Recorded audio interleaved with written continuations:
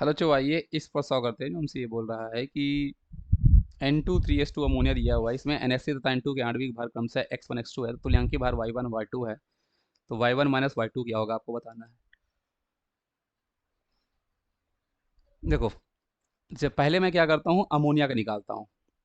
तो पहले अमोनिया का देखो, तुल्यांकी भार हम कैसे निकालते हैं, पहले तो ये पता होना चाहिए। तुल्यांकी भार जो अभी आपके पास हमारे पास होता है बच्चों, तुल्यांकी भार वो आपके पास हमारे पास क्या होता है, वो आपके पास हो जाता है हमारे पास अणु भार जो भी होता है, और अणु भार को हम लोग डिवाइड बाय एन फैक्टर कर रहे होते हैं। ये आपके पास हमारे पास होता है।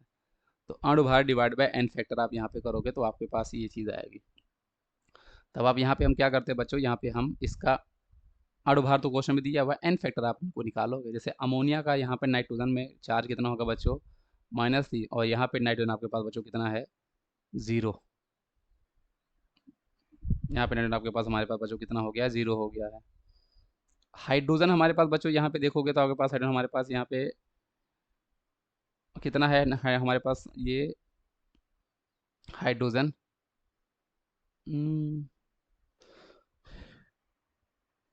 तो नाइट्रोजन का एक एटम है, और वो कितना गया हुआ है बच्चों, -3 से 0 गया हुआ है।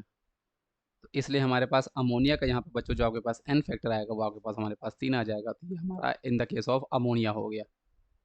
तो उसकी जो तुल्यांकी भार की वैल्यू होगी बच्चों, वो आपके पास कितना, अमोनिया को उसने कितना क्वेश्चन बोला है, x1, तो x1/3 हो जाएगा। फिर आप N2 का निकालोगे तो N2 के कितने एटम है बच्चों, यहाँ पे 2 एटम है, वो 0 से -3 गया हुआ है। तो देखो इस बार 2 एटम है और वो 0 से -3 गया हुआ है, तो इसका 6 हो जाएगा। तो इसका हमारे पास जो तुल्यांकी भार आप निकालोगे तो x2/6 आपके पास हो जाएगा। अब उसने ये आपके पास बच्चों हमारे पास y1 है, ये आपके पास हमारे पास y2 है, हमें दोनों का डिफरेंस निकालना है। तो y1 माइनस y2 आप करोगे, मतलब x1/3 माइनस कर रहे हो x2/6। एलसीएम लोगे दोनों का आपके पास 6 आएगा, और ये दो तो 2x1 माइनस x2।